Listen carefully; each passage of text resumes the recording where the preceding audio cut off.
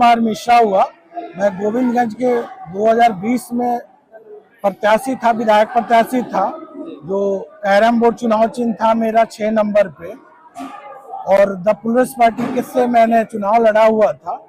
तो तब से लेके अब तक कंटिन्यू मैं लोगों का काम करते हुए आ रहा हूँ। जो प्रतिनिधि का काम होता है, चाहे वो आप कोविड के टाइम में मास्क सैनिटाइजर का बांटना हो, या यहाँ के लोकल लोगों की जो भी समस्या रही, चाहे हॉस्पिटल से रिलेटेड समस्या हुई, सड़कें से रिलेटेड समस्या हुई, इन सारे पे मैंने काम किया हूँ पिछले 20 से अब तक।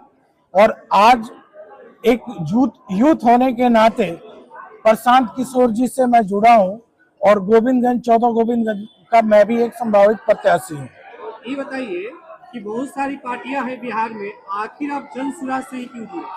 ऑफ कोर्स आप भी जानते हैं कि एक इकलौता पार्टी जो हमारे पिछले 35 साल का अगर आप हिस्ट्री देखेंगे तो कोई ऐसी पार्टी नहीं हुई कि ये सोचे हमारे बच्चे और आपके बच्चे की पढ़ाई के बारे में सोचे, आपके बच्चे के लिए, मेरे बच्चे के शिक्षा के लिए सोचे, रोजगार के लिए सोचे, स्वास्थ्य के लिए सोचे, उसके लिए अच्छे फसल किसान के लिए सोचे। ये एकलौती पार्टी जन सुराज, जो प्रशांत किशोर जी पिछले 3 साल से लोगों के यहाँ जा के और इस पार्टी का क्रिएट किया और हम लोग के बीच में लाया, तो मैं धन्यवाद देना चाहूंगा। और ये हम पूरे बिहार के भी जो हमारे 65% आबादी हमारे यूथ की है, मैं उनसे भी विनती करना चाहूंगा कि एक यूथ होने के नाते अगर आप प्रशांत किशोर जी से नहीं जुड़े हैं तो आज आप जुड़े, यही आपका बिहार बदलाव का सबसे बड़ा सिग्निफिकेंट होगा। जी, सुना गया कि आपने कोरोना के समय मास्क का वितरण किया है, इसके बारे में बताइए। जी बिल्कुल। मैं जैसे कि 2019 में और 20 में 21 में हमारे यहाँ के जो हेल्थ मिनिस्टर के द्वारा दिया गया मास्क और सैनिटाइजर था, हमारे डिस्ट्रिक्ट मजिस्ट्रेट के द्वारा दिया गया था, लेकिन यहाँ के लोकल जनप्रतिनिधि द्वारा लोगों तक पहुँचाने में असक्षम रही। लेकिन मैं भी इस एक जनप्रतिनिधि होने के कारण हम लोगों तक पहुंचने की कोशिश किया था, जिसमें मास्क और सैनिटाइजर, चाहे वो पहाड़पुर प्रखंड हो, चाहे अरेराज प्रखंड हो, मैंने हर पंचायत तक पहुंच के और लोगों का मैंने सहयोग किया था कोविड के टाइम। आपके देखने से प्रवेश करके अभी आप क्या करना चाहते हैं, क्या करेंगे?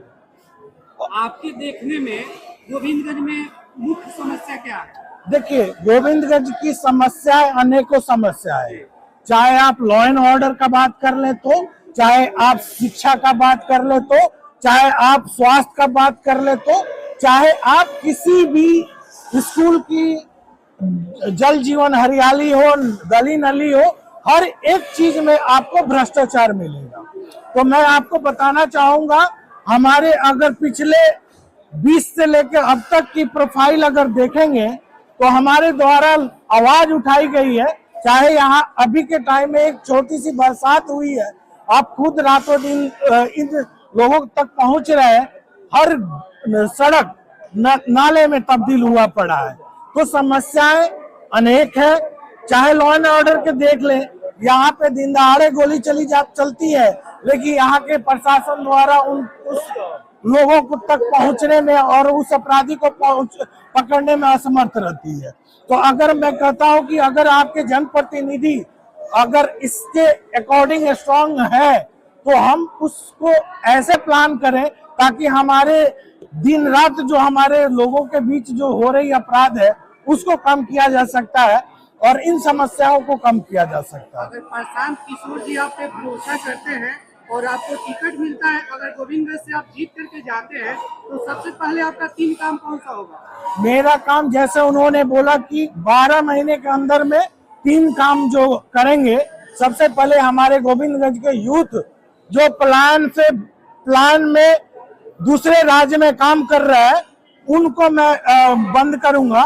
उसके बाद लोगों की शिक्षा, जो शिक्षा स्वास्थ्य है, उस पे काम करूंगा।